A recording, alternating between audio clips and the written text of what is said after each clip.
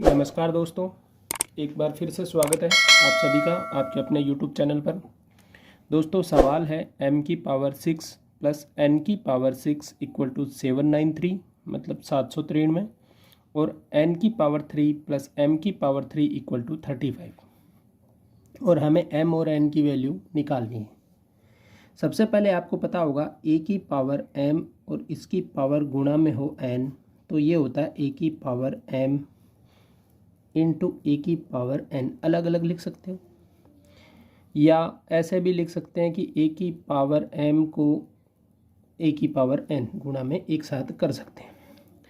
यहाँ पर में m की पावर 6 है और n की पावर 6 है इक्वल टू है 793।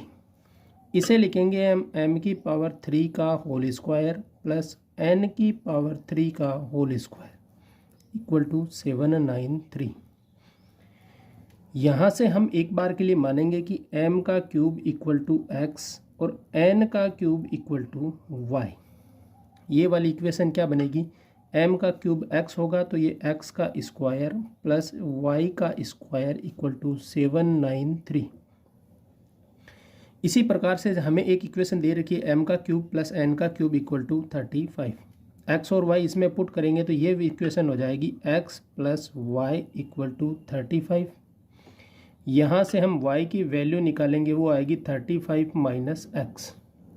इस y की वैल्यू को हम यहाँ पुट कर देते हैं तो ये होगा x का स्क्वायर प्लस 35 माइनस एक्स का होल स्क्वायर इक्वल टू 793। अब करेंगे इसका होल स्क्वायर को ओपन करेंगे तो ये क्या मिलेगा, x square as it is plus ये होगा a का स्क्वायर तो 35 का square minus 2 into 35 into x plus x का स्क्वायर इक्वल टू 793। इसे हम सॉल्व करेंगे, 35 का वर्ग करेंगे तो ये होगा 1225।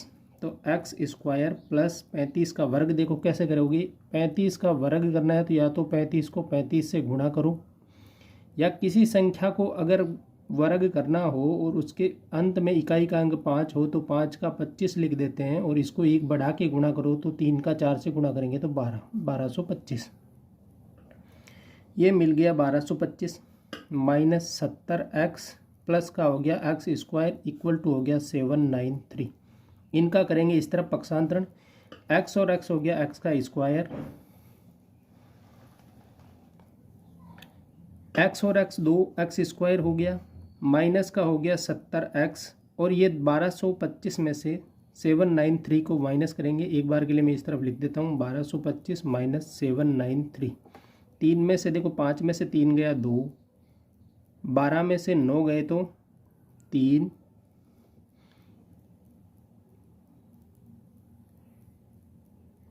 फिर से 12 में से 8 गए तो 4, 432 मिला।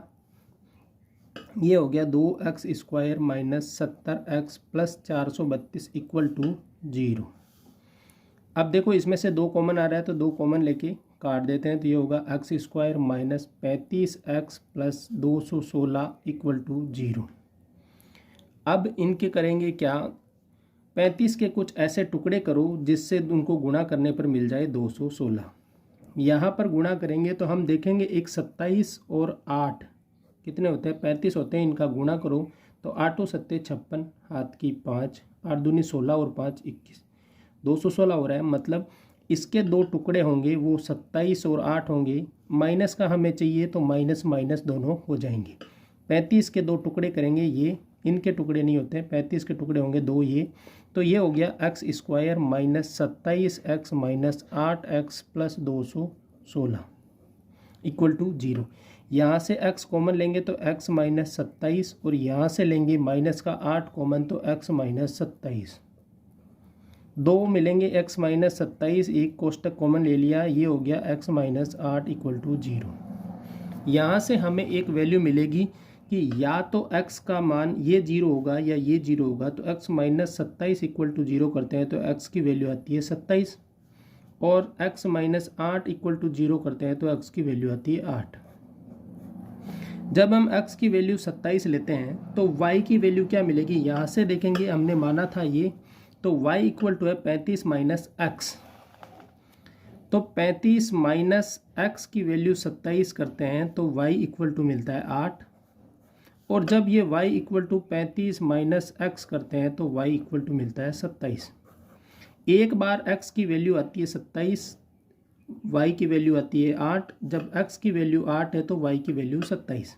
हम फिर से इसको वापस अपने फॉर्मेट में लेके चलते हैं। जब हमने माना था m cube equal to x है तो m cube equal to x की वैल्यू पहली बार हमें 27 मिली थी। 27 होता है m क्यूब इक्वल टू ये होता है 3 की पावर 3। जब घात समान तो आधार समान होगा, तो m का मान मिला 3। जब x की मान 27 था उस समय y का मान 8 मिला था। y था n का क्यूब, तो n का क्यूब करेंगे वो y के बराबर 8 के बराबर n क्यूब इक्वल टू 2 का क्यूब, और यहाँ से n का मान मिल गया 2। मतलब एक बार के लिए हमारे पास m का मान 3 और n का मान 2 मिला। इसी प्रकार से जब हम m क्यूब हमारे पास आया था 8, तो उस समय m का मान आएगा 2 और n का मान आएगा 3।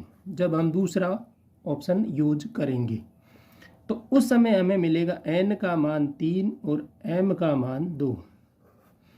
अब एक बार के लिए इनको वापस वेरीफाई कर लेते हैं कि क्या यह सही है या नहीं है। सवाल था m की पावर 6 प्लस n की पावर 6 इक्वल टू 793। अब देखो इन दोनों में से किसी एक का ही, क्योंकि m और n की पावर 6 है तो हम एक से ऑप्शन को ट्राई करेंगे, दूसरा अपने आप सिद्ध है। तो 3 की पावर 6 प्लस 2 की पावर 6 इक्वल टू 793। 3 की पावर 2 कर देते हैं तो ये होगा 27। 3 की पावर 3 और उसकी पावर 2 प्लस ये होगा 2 की पावर 3 8 और उसकी पावर 2 इक्वल टू 793। 27 का आप लोग करेंगे वर्ग तो क्या मिलेगा,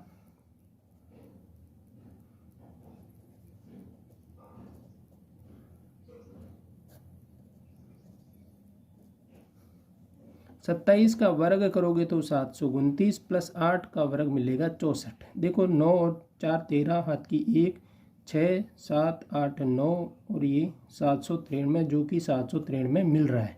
मतलब हमारा सवाल सही है। जो हमारे पास m की वैल्यू 3 और n की वैल्यू 2 मिली है ये भी सही है और ये मान भी सही है। इसी प्रकार से m और n की वैल्यू हम सेकंड इक्वेशन में भी लिख सकते हैं। m और n का क्यूब कितना था 35, तो n की वैल्यू 3 रखेंगे तो 3 का क्यूब 27 प्लस 8 जो कि क्या हो रहा है 35। मतलब दोनों इक्वेशन को ये मान संतुष्ट कर रहे हैं। तो m की वैल्यू 3 और n की वैल्यू 2 या n की वैल्यू 3 और m की वैल्यू 2। ठीक है। इसी तरह के वीडियो जो सवाल हैं उनका डिटेल सॉल्यूशन प्राप्त करने के लिए आप हमारे चैनल पर जुड़े रहिएगा। धन्यवाद।